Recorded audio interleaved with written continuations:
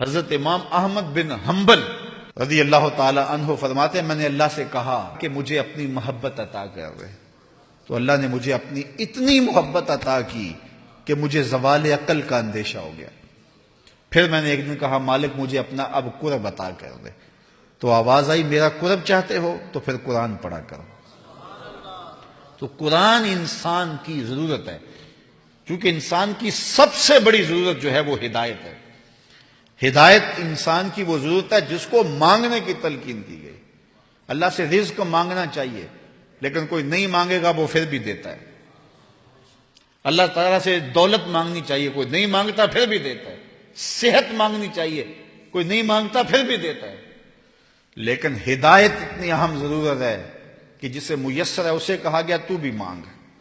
روزانہ ہر نمازی ہر نماز کی ہر رکعت میں وقالتاً یا اصالتاً پڑھتا ہے اہدنا الصراط المستقیم، یہ روزانہ پڑھتا ہے، اور وہ مصلی پہ کھڑا ہو کے قبلہ رو ہوتا ہے اور پھر بھی یہ مانگ رہا ہوتا ہے۔ تو مجھے بتاؤ کتنی ضرورت ہے انسان کی ہدایت۔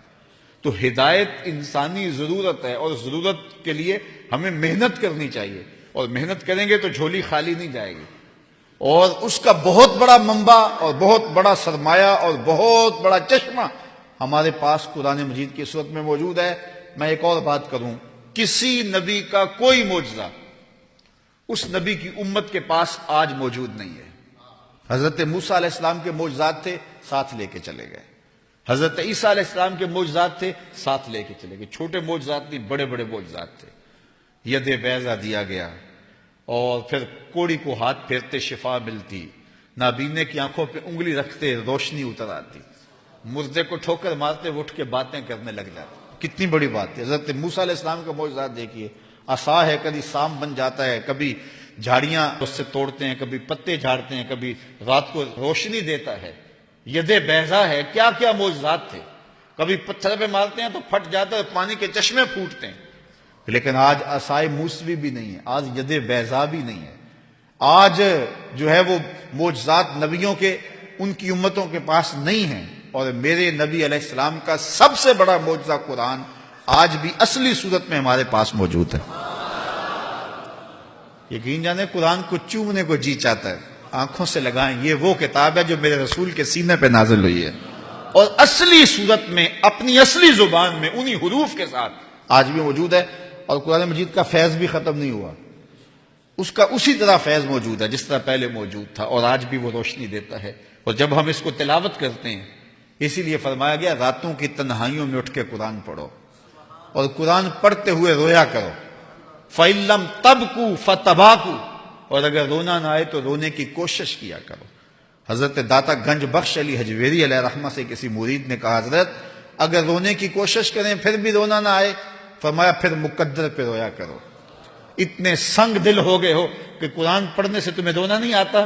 کتنی وہ بابرکت کتاب جو رب کی منزل ہے، جس کو جبریل لے کے آئے ہیں، جو رسول اللہ کے سینے پہ نازل ہوئی ہے، اور کتاب وہ ہے، قرآن کہتا ہے اگر پتھروں پہ نازل ہوتی تو وہ ریزہ ریزہ ہو جاتے۔ یہ رسول اللہ کا سینہ تھا جس نے اس کتاب کو سہار لیا۔ اور ایک حدیث میں نے پڑھی، اور جب میں نے زندگی میں پہلی مرتبہ پڑھی تھی تو دیر تک اس کا نشہ نہیں اترا تھا، شاید جو پہلی مرتبہ سنے اس کو وہ حظ محسوس ہو۔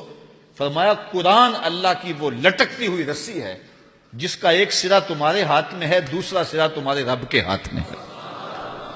ایسے کرنٹ لگتا ہے جسم کے اندر کہ یہ وہ کتاب ہے جس کا ایک سرا تمہارے ہاتھ میں ہے، دوسرا سرا تمہارے رب کے ہاتھ میں ہے۔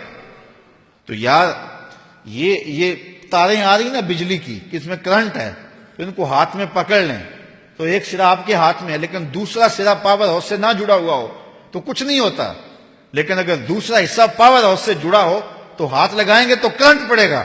اللہ اکبر! یہ قرآن یہ ایسی رسی ہے جس کا سرا تم نے پکڑا ہے، کہا اس کا دوسرا سرا خالی نہیں ہے، دوسرا سرا تمہارے رب کے ہاتھ میں ہے، اور اب بھی برابر فیض آ رہا ہے۔ اس کتاب کو کوئی تھام کے تو دیکھے، اس کتاب کے اندر کوئی اتر کے تو دیکھے اس میں کیا ہے۔ اس کے عجائب کبھی بھی ختم نہیں ہوں گے۔ حضرت مولا کائنات سید علی المرتضیٰ رضی اللہ تعالیٰ عنہ نے جب حضور سے پوچھا کہ حضور پھر اس دور میں بچنے کی صورت کیا، تو فرمایا اللہ کی کتاب، اور آگے حضور نے ایک لفظ ارشاد فرمایا یہ وہ کتاب ہے جس کے عجائب کبھی بھی ختم نہیں ہوں گے، یہ کتاب کبھی بھی ختم اس کے عجائب اور اس کی روشنیاں اور اس کے دامن سے پھوٹتی ضیائیں، اجالے کبھی بھی ختم نہیں ہوں گے، اور یہ ہمیشہ انسانی زندگی میں چراغاں کرتا رہے گا۔ تو اس کتاب کے ہوتے ہوئے بھی ہم اندھیرے میں رہیں تو اس سے بڑی افسوسناک بات کوئی نہیں ہے۔ تو اس کتاب سے اپنی زندگی کی روشنیاں، اپنی زندگی کے اجالے حاصل کرنے چاہیے۔